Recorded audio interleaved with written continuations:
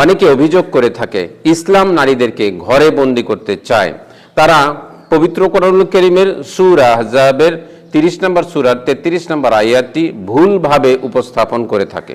আসসালামু আলাইকুম ওয়া রাহমাতুল্লাহি ওয়া বারাকাতুহু। আলহামদুলিল্লাহি রাব্বিল আলামিন ওয়াসসালাতু ওয়াসসালামু আলা সাইয়্যিদিনা মুহাম্মদ ওয়া আলা আলিহি ওয়া আসহাবিহি আজমাইন। প্রশংসা আল্লাহ সুবহানাহু ওয়া তাআলার জন্য, শান্তি অবতীর্ণ হোক জনাবে মুহাম্মদুর রাসূলুল্লাহ সাল্লাল্লাহু আলাইহি ওয়াসাল্লামের প্রতি।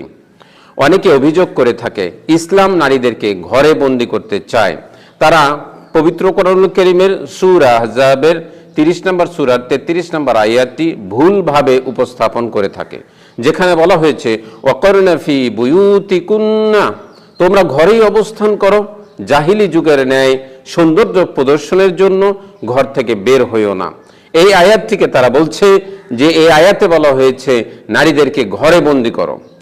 অত্র আয়াতের তাফসিরে বলা হয়েছে এই আয়াতটি নবী মুহাম্মদ সাল্লাল্লাহু আলাইহি ওয়াসাল্লামের স্ত্রীদের উদ্দেশ্যে নাজিল হয়েছিল, তবে এর শিক্ষা সমস্ত মুসলিম নারীদের জন্য প্রযোজ্য। অত্র আয়াতে আল্লাহ সুবহানাহু ওয়া তাআলা বলছেন ওয়াকরনা ফি বুয়ুতিকুন্না, তোমরা ঘরে অবস্থান করো, অর্থাৎ ঘরটা হচ্ছে নারীদের শালীনতা এবং নিরাপত্তা রক্ষার জন্য সবচাইতে উত্তম, এই জন্য ঘরে অবস্থান করার কথা বলা হয়েছে। কিন্তু নারীদের জন্য শিক্ষা ক্ষেত্রে, চিকিৎসা ক্ষেত্রে, বিভিন্ন জরুরি কাজে বাইরে যেতে নিষেধ করা হয়নি। নারীদেরকে মসজিদে যেতে বাধা দিতে নিষেধ করা হয়েছে।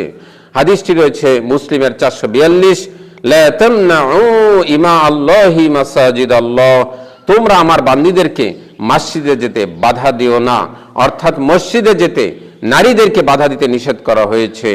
যদি ইসলাম নারীদেরকে ঘরে বন্দী করতে চায় তাহলে কেন মসজিদে যাওয়ার অনুমতি দিয়েছে? নারীদের বাস্তব জীবনচিত্র, নারীরা ব্যবসা করেছেন। খাদিজা রাদিয়াল্লাহু তাআলা আনহা তিনি একজন সফল ব্যবসায়ী ছিলেন। নারীরা শিক্ষকতা করতেন। আয়েশা রাদিয়াল্লাহু তাআলা আনহা তিনি হাদিসের শিক্ষা দিতেন। নারীরা নবী মুহাম্মদ সাল্লাল্লাহু আলাইহি ওয়াসাল্লামের সাথে ফজরের সালাতে অংশগ্রহণ করতেন। হাদিসটি রয়েছে বুখারীর 365। কুন্না নিসাউল মুমিনাতি ইয়াশহাদানা মা রাসূলিল্লাহি সাল্লাল্লাহু আলাইহি ওয়াসাল্লাম সালাতুল ফজরি, ফজরের সালাতে নবী মুহাম্মদ সাল্লাল্লাহু আলাইহি ওয়াসাল্লামের সাথে মহিলা সাহাবারা অংশগ্রহণ করতেন। যদি ইসলাম নারীদেরকে ঘরে বন্দী করতে চাইতো তাহলে নারীরা কিভাবে ফজরের সালাতে অংশগ্রহণ করতেন? নারীরা শিক্ষার জন্য ঘর হতে বের হতে পারবে, কারণ শিক্ষাকে ফরজ করা হয়েছে।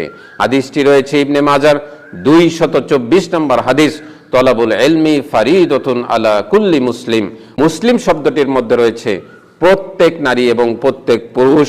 বলা হয়েছে তলাবুল ইলমি ফারিদাতুন আলা কুল্লি মুসলিম, প্রত্যেক নরনারীর জন্য জ্ঞান অর্জন করা ফরজ। যদি নারীদেরকে ইসলাম ঘরে বন্দী করে রাখতে চায় তাহলে নারীদের জন্য শিক্ষাকে কেন বাধ্যতামূলক করেছে? নারীদের জন্য ঘরকে উত্তম বলা হয়েছে। হাদিসটি রয়েছে আবু দাউদের 567 নম্বর হাদিস, অবুয়ুতুহুন্না খায়রুল লাহুন্না, নারীদের জন্য ঘরই উত্তম। নারীদের জন্য ঘরকে খয়র উত্তম বলা হয়েছে।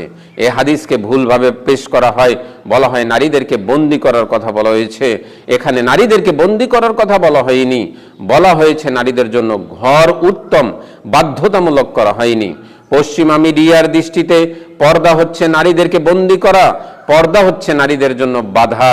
ইসলামের দৃষ্টিতে পর্দা হচ্ছে শালীনতা, পর্দা হচ্ছে নারীর নিরাপত্তা।